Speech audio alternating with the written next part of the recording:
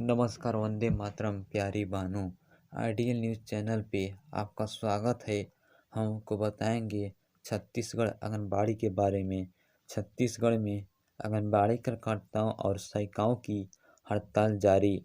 वेतन सीमित 7 सूत्रीय मांगों को लेकर डटी थी आंगनबाड़ी कार्यकर्ता सेविका, लेकिन आंगनबाड़ी कार्यकर्ताओं और सहायिकाओं की जागीरदारी चाप जिले के जिला मुख्यालय के कचहरी चौक पर 8 दिन से अपनी 7 सूत्रीय मांगों को लेकर हड़ताल पर बैठी थीं। आंगनबाड़ी कार्यकर्ताओं और सहायिकाओं का कहना है कि जब तक उनकी मांग पूरी न होती है तो हड़ताल जारी रहेगा। लेकिन जागीरदारी में चांप जिले के जिला मुख्यालय के कचहरी चौक पर आंगनबाड़ी कार्यकर्ताओं और सहायिकाओं की चल रही थी अनिश्चितकालीन हड़ताल जारी किया गया था।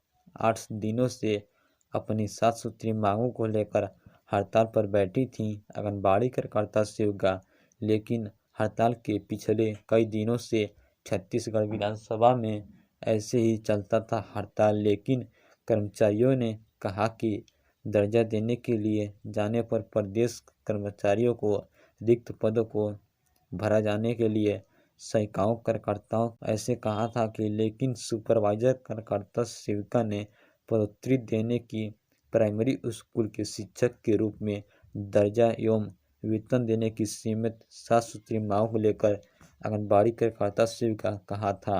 लेकिन आंगनबाड़ी कार्यकर्ता सेविकाओं ने सहयोग मंच पर कहा कि केंद्र सरकार ने भारतीय जनता पार्टी की सरकार प्रदेश में उनके द्वारा भी अभी हाल में संसद भवन के बजट का 2023 से 2024 के लिए बजट प्रस्तुत किया गया था।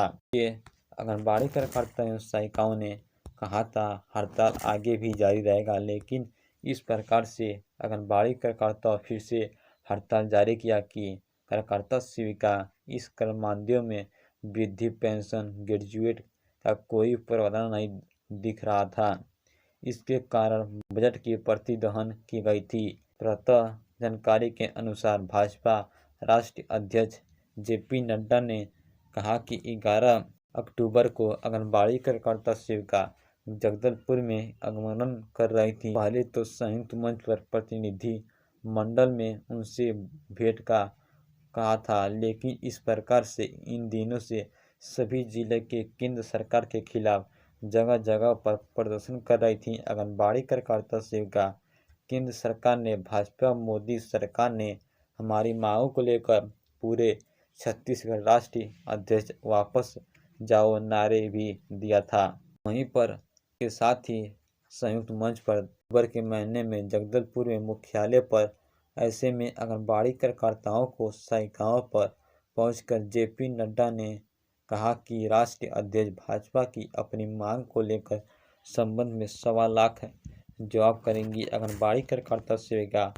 लेकिन इस प्रकार से कोई न सोचा था कि आंगनबाड़ी कार्यकर्ता सेविका भूख हड़ताल कर देंगी।